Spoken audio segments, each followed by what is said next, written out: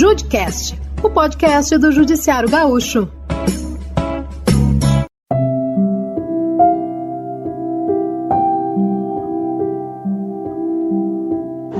Ele me bateu durante 38 vezes, né? Tive arma apontada na cabeça, eu tive carro jogado por cima, né? Então as situações foram sempre de ameaça de matar a família.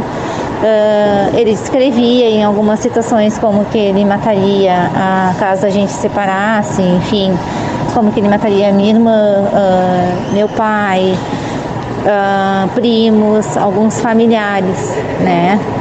E ele me batia muito.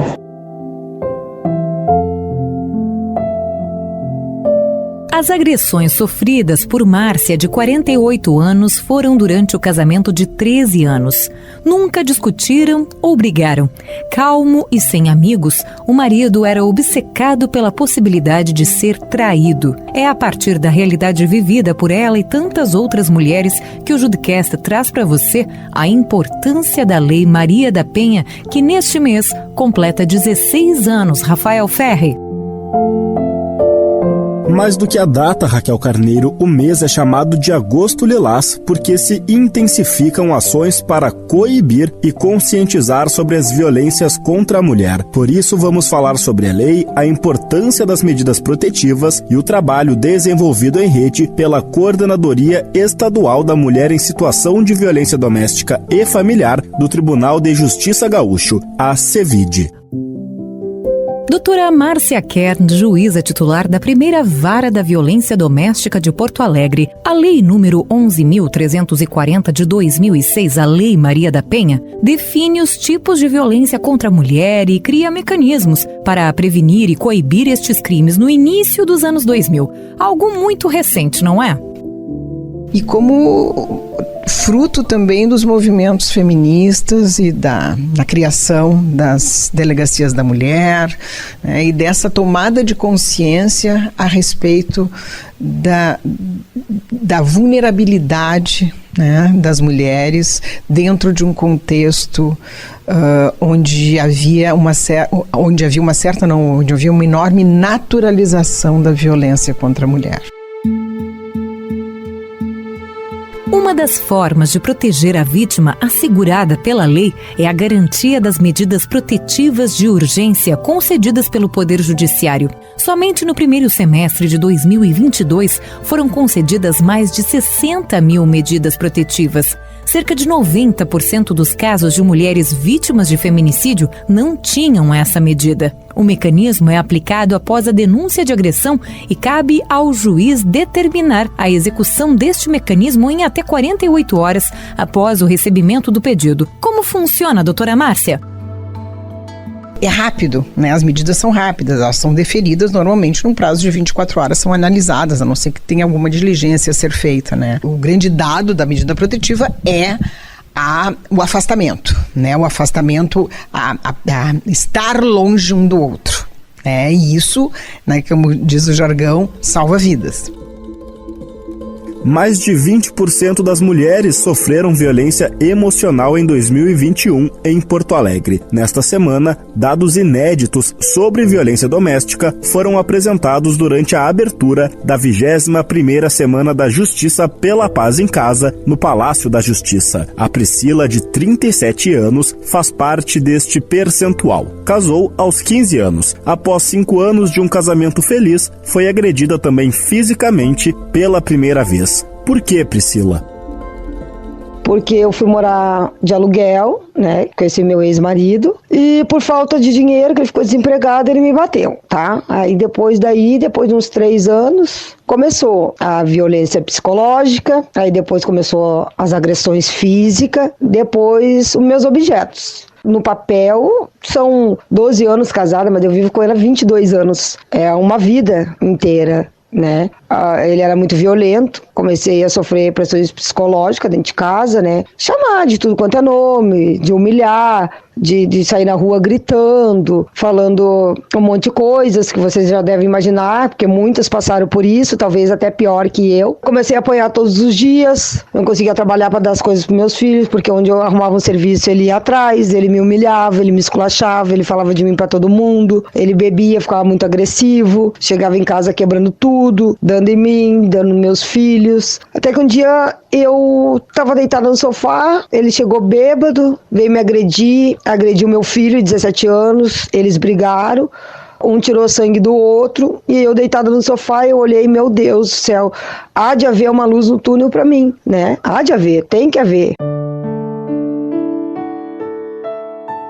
Com os filhos, Priscila, tu alugaste um novo lugar para não conviver mais com o marido e as agressões, mas decidiste depois de um tempo voltar para a tua casa, não é? Foi aí que a relação e as violências pioraram?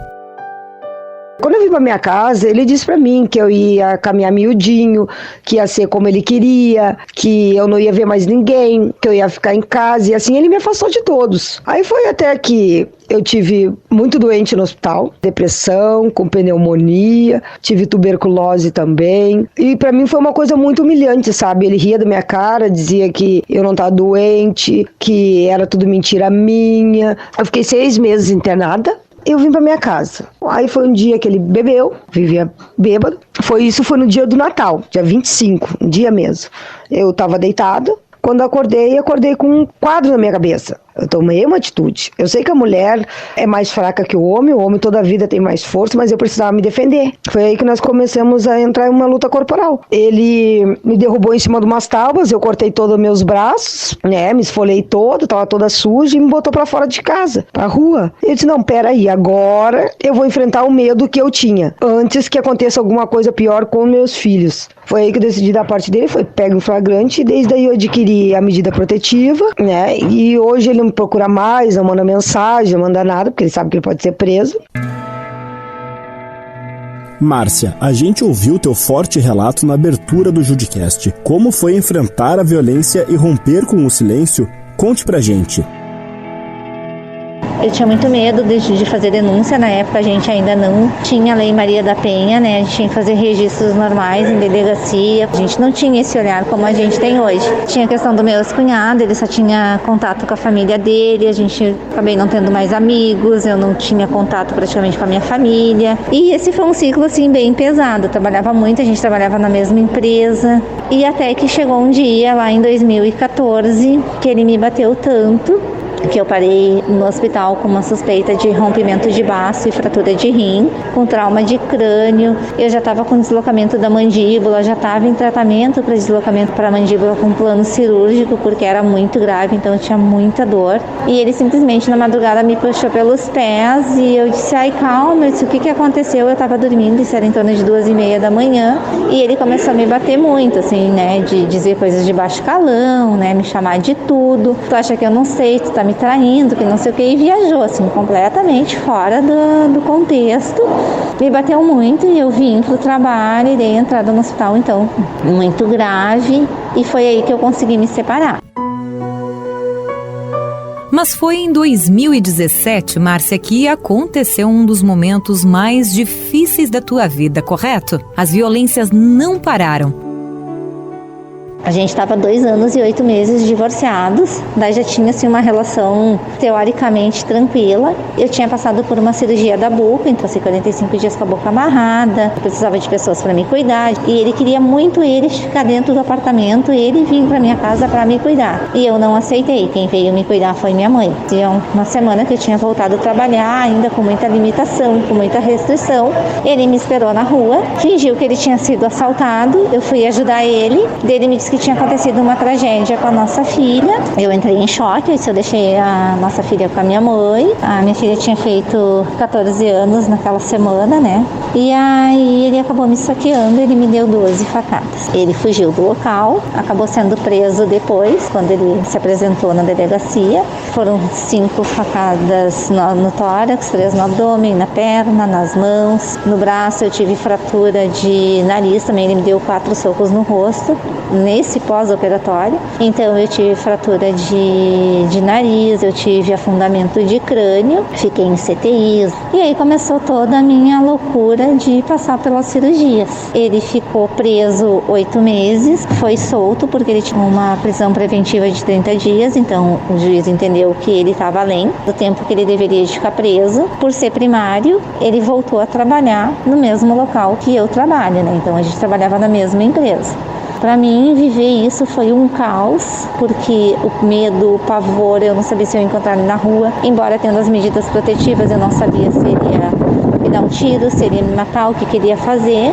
Fora isso, eu estudava, né? Eu fazia minha faculdade, concluí a faculdade, eu tinha concluído a graduação, depois fiz uma pós-graduação e segui trabalhando e mantive minha filha na escola. E me agarrei nisso, assim, na medida protetiva, confiando, né? Embora meu tempo de urgência era maior, né, do que o tempo em que a justiça precisa do tempo dos processos. E aí ele foi pronunciado como réu para ir a júri popular.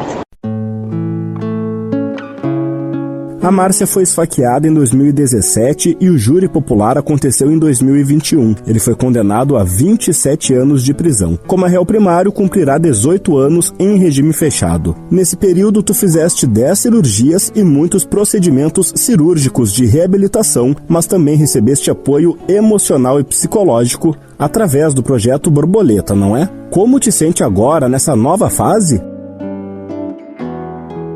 Faziam 2 anos já que eu tinha sido esfaqueada. Eu fui chamada então no fórum para fazer parte do grupo de acompanhamento das borboletas. E isso que foi o que me deu vida. Isso me deu segurança, isso começou a me dar um pouco de vida e também me ajudou muito a passar por esse calvário. Porque quando eu tinha os medos ou ele estava afrontando, tentando infringir a medida protetiva, eu tinha para quem recorrer, eu tinha para quem pedir ajuda, eu tinha para quem consultar, eu tinha quem me esclarecesse. E nos grupos de apoio, relatando a minha história e ouvindo a história das gurias, eu entendi a dimensão do que envolve a violência doméstica. Eu me considero uma pessoa assim muito vitoriosa pelas coisas que eu consegui, pela boa evolução dos tratamentos, por ter tido a sorte de ter acesso, né, a uns locais maravilhosos de tratamento, a ter conseguido, né, me manter também me mantinha em relações pessoais, me manter no trabalho, né, enfrentar esse preconceito que tem, né, por esses julgamentos, né, não vou dizer que é preconceito, mas os julgamentos da sociedade, ainda, né, quando uma mulher sofre violência é porque ela mereceu, é porque o que ela fez de errado, então não é tanto assim, ela tem alguma coisa que ela esconde, não é o que parece. Então passar por isso, incentivar outras pessoas, identificar pessoas que sofrem violência e que vivem na mesma condição minha, assim, do medo, da apreensão, acabam nos fortalecendo e fazendo a gente não desistir e entender que isso não é meu, isso é uma luta nossa, de sociedade. O projeto Borboleta é um dos inúmeros projetos da CEVID que realiza o acolhimento de vítimas, assim como foi com a Márcia. Como funciona, doutora Thaís? O projeto Borboleta é um orgulho do nosso tribunal. Ele é um projeto, na verdade, da primeira vara de violência doméstica aqui de Porto Alegre, capitaneado pela doutora Mageli Franz Machado, com auxílio da Ivete, psicóloga que trabalha na vara de violência doméstica. E ele é um projeto que tem vários aspectos. Ele traz desde a reinserção da mulher no mercado de trabalho, projetos de arte-terapia para trabalhar a autoestima dessa mulher. Também tem os grupos reflexivos de gênero dentro do projeto Borboleta. Então o projeto Borboleta é assim um orgulho para nós no Tribunal de Justiça, um orgulho ter uma magistrada como a doutora Mageli que trouxe esse projeto, fez esse projeto aqui, leva o nome do Estado e luta pelos direitos das mulheres de forma incessante. Histórias como a da Márcia, da Priscila e tantas outras, a Ivete Vargas, psicóloga da CEVID e que integra o projeto Borboleta, no primeiro juizado da violência doméstica e familiar da capital, não apenas escuta, mas acolhe todos os dias. Ivete, conta um pouco mais sobre os grupos reflexivos de gênero e por que é tão importante a vítima e também o agressor buscarem ajuda?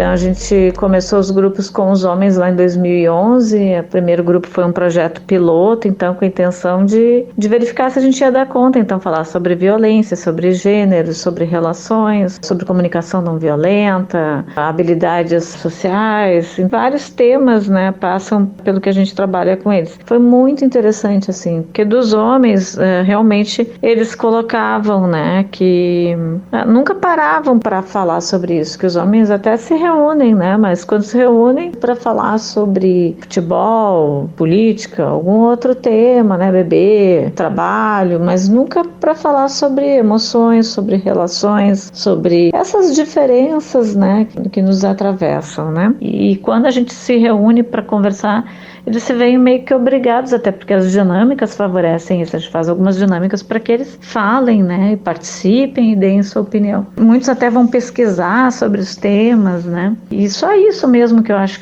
que é capaz de mudar uma cultura, né. Se a gente tem uma cultura tão violenta, a gente precisa reverter isso e não tem outro jeito, né. Eu só vejo como isso muito favorável à própria experiência e a experiência com eles, né, e com elas, né, é muito positiva. Priscila, como foi tua experiência também com o Projeto Borboleta? E o que diria para outras mulheres que nos escutam sobre romper o silêncio e denunciar uma agressão? Conheci mulheres maravilhosas, foi o que me deu, assim, como é que eu posso dizer para vocês, uma inspiração, uma vontade mais de viver, que eu disse, eu sou mulher, eu sou guerreira, assim como todas as mulheres. Todas vocês que estão passando por essa situação, não tenha medo, porque a gente tem leis, tem pessoas que estão do nosso lado. Eu amo de paixão frequentar o grupo. Tu desabafa, tu tem amigas para contar o que tu tá passando, o que tu necessita, tu tem ajudas, tu tem tudo. Não vou dizer que eu superei 100%, porque as lembranças ficam, né? Mas hoje em dia eu tô assim, 99% bem melhor do que eu tava antes. O mês de agosto vai terminando, mas a conscientização e combate à violência doméstica não acabam. Se você foi testemunha ou vítima de qualquer tipo de violência, denuncie. Disque 180 para a Rede de Atendimento à Mulher, 190 para a Brigada Militar, 193 para bombeiros ou 197 e 181 para a Delegacia da Mulher. O registro de ocorrência pode ser feito presencialmente ou pelo site delegacia.rs.gov.br. Todas as informações você também encontra no site da Cevide, no link tjrs.jus.br. Obrigada pela parceria, Rafael Ferri.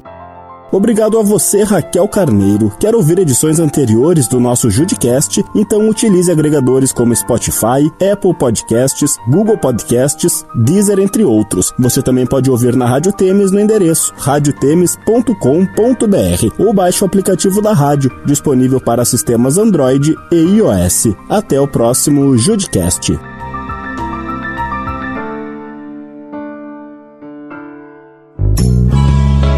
Judicast, o podcast do Judiciário Gaúcho.